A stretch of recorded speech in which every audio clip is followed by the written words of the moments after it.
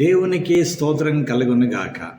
క్రీస్తునందు ప్రియమైన యేసుతో ఏకాంత సమయం క్వైట్ టైం కార్యక్రమ వీక్షకులందరికీ ప్రభు అయిన యేసుక్రీస్తు నామం పేరట విజన్ క్యూటీ ఫెలోషిప్ తరఫున ప్రత్యేక వందనాలు, శుభాలు తెలియజేస్తూ నేటి ధ్యాన కార్యక్రమానికి మీ అందరినీ ప్రేమతో ఆహ్వానిస్తున్నాను. ప్రియులారా, నేటి ధ్యానం కొరకే ఏర్పాటు చేయబడిన పరిశుద్ధ లేఖన భాగము లూకా సువార్త 20వ అధ్యాయము 1 నుండి 18 వచనాలు. ప్రియులారా, సమయానుకూలంగా నేను మీ నిమిత్తము మొదటి 8 వచనాలు మాత్రమే చదివి వినిపిస్తాను. మీరు పూర్తి లేఖన భాగాన్ని చదివి ధ్యానం చేయవలసిందిగా మరోసారి మీకు జ్ఞాపకం చేస్తూ, ప్రియులారా, మీ దగ్గర బైబిల్స్ అందుబాటులో ఉన్నట్లయితే నాతో పాటు మీరు కూడా బైబిల్ చదవండి. మొదటిగా వాక్యం చదివి ధ్యానంలోకి వెళదాం.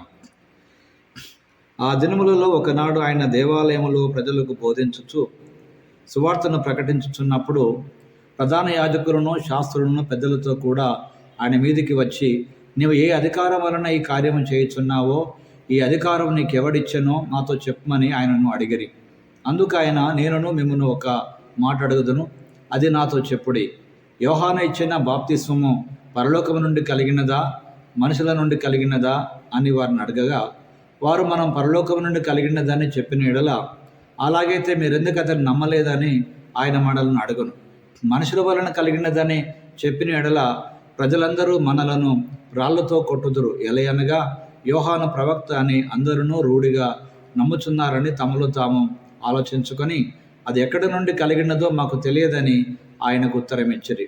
అందుకు యేసు, ఏ అధికారం వలన ఈ కార్యము చేయుచున్నానో నేనును మీతో చెప్పనని వారితో అనెను. చదవబడిన లేఖన భాగమును దేవుడు నేటి మన ధ్యానం కొరకు దీవించి ఆశీర్వదించునుగాక. ప్రియులారా, నేటి ధ్యాన భాగం పూర్తిగా చదివిన తర్వాత దీని కొరకు ఏర్పాటు చేసినటువంటి ప్రధాన అంశము అధికారంపై వాదన. అధికారంపై వాదన, ఆర్గ్యూయింగ్ ఓవర్ అథారిటీ అనే ఈ అంశమును ఆధారం చేసుకొని నేటి పాఠ్యభాగ సారాంశాన్ని జాగ్రత్తగా మనం గమనించినట్లయితే, యేసు ప్రభువారు దేవాలయంలో వాక్యం బోధిస్తూ సువార్త ప్రకటిస్తూ ఉండగా కొంతమంది వ్యాపారాలను చేస్తున్నటువంటి కార్యక్రమంలో ప్రభువారిని వెళ్ళగొట్టడానికి మత పెద్దలు ఆయన అధికారాన్ని ప్రశ్నించారు.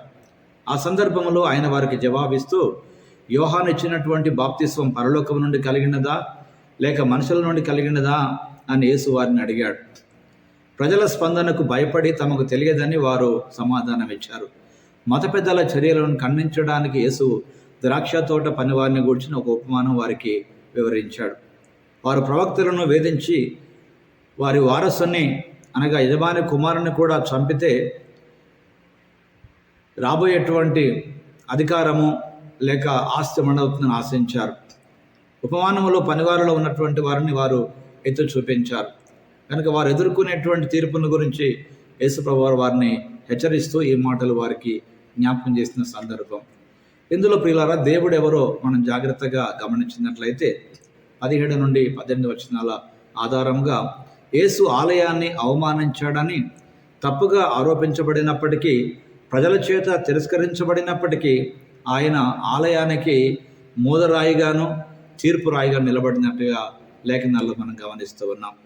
ఆయనతో నిలవబడేవారు ఆయనలో భాగమవుతారు లేక ఆలయంలో భాగమవుతారు. ఆయన తిరస్కరించేవారు చెల్లాచెదురుగా ఉన్నటువంటి ఒక ధూళిలా వారు ఎగరగొట్టబడతారు. యేసుతో మన సహవాసం స్థిరంగా ఉంటే అది స్థిరమైనటువంటిగా మన జీవితాన్ని బలపరిచే కార్యం. ఆయనను వ్యతిరేకించే శక్తులకు భయపడకుండా ఉండుట నిజముగా దేవుని అందలి ఒక గొప్ప అధికారానికి లోబడినటువంటి స్థితిని ఇది మనకు జ్ఞాపకం చేస్తుంది ప్రియులారా. కనుక ఇందులో నుండి దేవుడు మనకు నేర్పే పాఠాన్ని జాగ్రత్తగా మనం గమనించినట్లయితే, ఒక నాయకుడు లేదా ఒక నాయకురాలు ప్రధానంగా వారు దేవుని సేవకులని సంగతి ఎల్లప్పుడూ వారు గుర్తుంచుకోవాలి. దీన్ని మనం మర్చిపోకూడదు.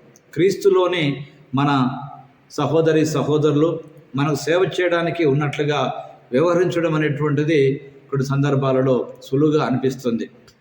అయితే ప్రియులారా, ఈ పాఠంలో నుండి దేవుడు మనకు నేర్పించే ఓ పాఠంగా మన జీవితానికి ఒక గొప్ప అన్వయింపును మనం తీసుకోవాల్సి వస్తే, దేవుడు నాకు అప్పగించిన వ్యక్తులతో నేను ఎలా వ్యవహరిస్తున్నాను అని ఒకసారి మనల్ని మనం సరిచూసుకోవలసి ఉన్నది.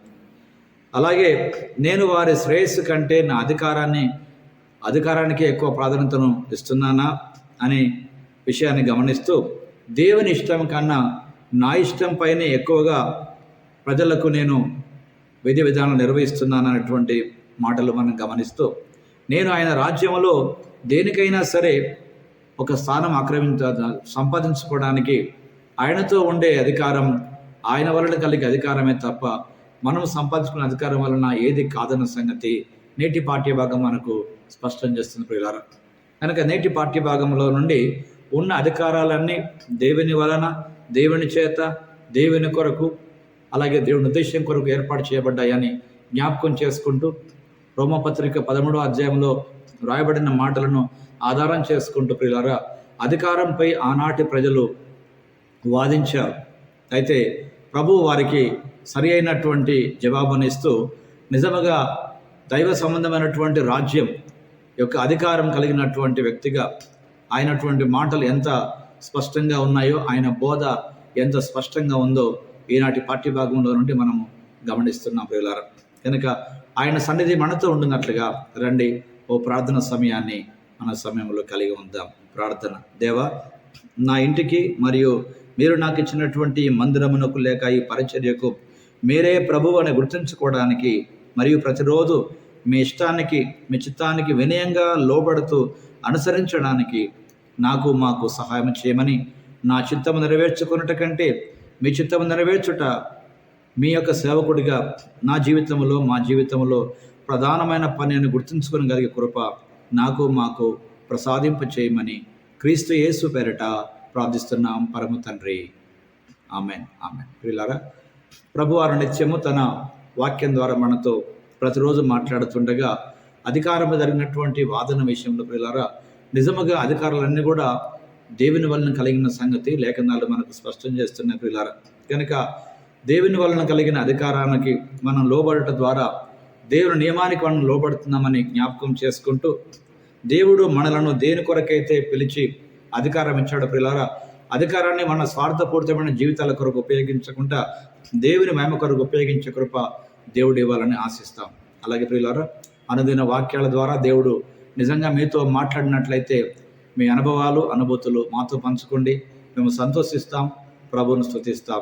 అనేకులతో ప్రభు మీతో మాట్లాడిన అనుభవాలు పంచుకొని వారి విశ్వాసాన్ని కూడా బలపరచవలసిందిగా ప్రభు పేరిట మీకు జ్ఞాపకం చేస్తూ, యేసుతో ఏకాంత సమయం అనే ఈ కార్యక్రమాలు భవిష్యత్తులో అనేక మందికి ఉపయోగకరంగా, మేలుకరంగా ఉండినట్లుగా దయచేసి లైక్ చేయండి, షేర్ చేయండి, సబ్స్క్రైబ్ చేయాల్సిందిగా ప్రభు పేరిట మీకు మనవి చేస్తూ, దైవ రాజ్య సంబంధమైనటువంటి కార్యంలో నీ వంతు, నా వంతు పాత్ర మనం పోషించే విధంగా దేవుని మహాకృప మనందరికీ తోడై ఉండి మనలను తన నిత్య రాజ్య మహిమ కొరకు నిలబెట్టి నడిపించి వాడుకొనుగాక.